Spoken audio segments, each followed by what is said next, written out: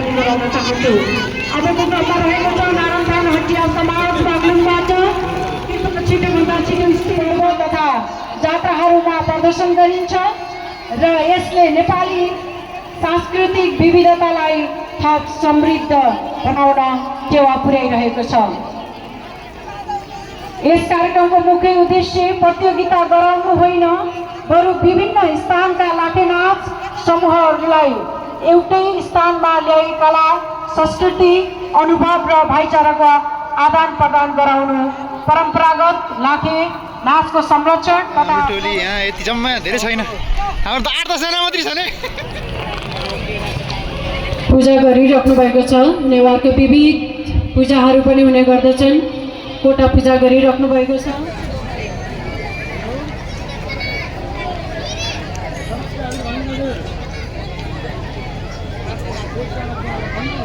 यो स्टेजमा यहाँ सबैजनाले आफ्नो ठाउँबाट यसरी पूजा गरिराख्नु भएको छ। सायद आयोजक टिमले गरिसकेपछि यो सबैजनालाई यति धेरै विधि पुर्याएर पूजा गरिराख्न आवश्यक छैन होला। यो हुन त अहिले हाम्रो समाज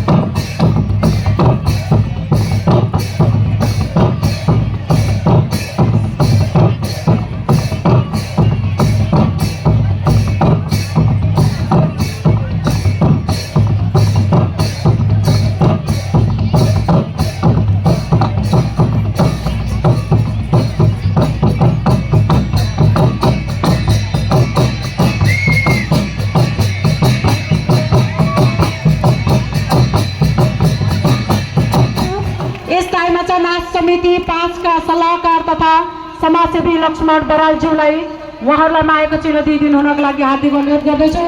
कृपया मायाको चिनो ग्रहण गरिदिनु हुन सम्पूर्ण नारायण थान हटिया समाज बागलुङका सम्पूर्ण टिमलाई हार्दिक अनुरोध गर्दछु। यो मायाको चिनो यस साइमाचा नाच समिति 5 का सल्लाहकार तथा समाजसेवी लक्ष्मण बरालज्यूलाई मायाको चिनो दिइदिनु हुन हार्दिक अनुरोध गर्दछु। यति टाढादेखि आउनु भएको छ, तपाईँलाई धेरै धेरै सम्मान व्यक्त गर्न चाहन्छु। यहाँहरूलाई पुनः अर्को वर्ष पनि पक्कै यहाँले आउनुहुन्छ भन्ने पूर्ण विश्वास लिँदै अब पनि म फर्मल कार्यक्रम अगाडि बढाउन चाहन्छु। सम्पूर्णलाई हार्दिक स्वागत सम्मान व्यक्तहरूको आगमन भइसकेको जानकारी प्राप्त भएको हुँदा म फर्मल कार्यक्रम अगाडि बढाउन चाहन्छु। साइमाचा नाच समिति पोखरा 5 मालेपाटनको आयोजनामा तेस्रो मालेपाटन मैत्रीपूर्ण लाखे नाच प्रदर्शन 2083 श्रावण महीनाको 30 गते शनिबारको दिन यस मालेपाटन खेल मैदानको प्राङ्गणमा भइरहेको जानकारी गराउन चाहन्छु। यस कार्यक्रमको कार्यक्रम सञ्चालक म हरिमा श्रेष्ठ सानो जोजुले गरिरहेको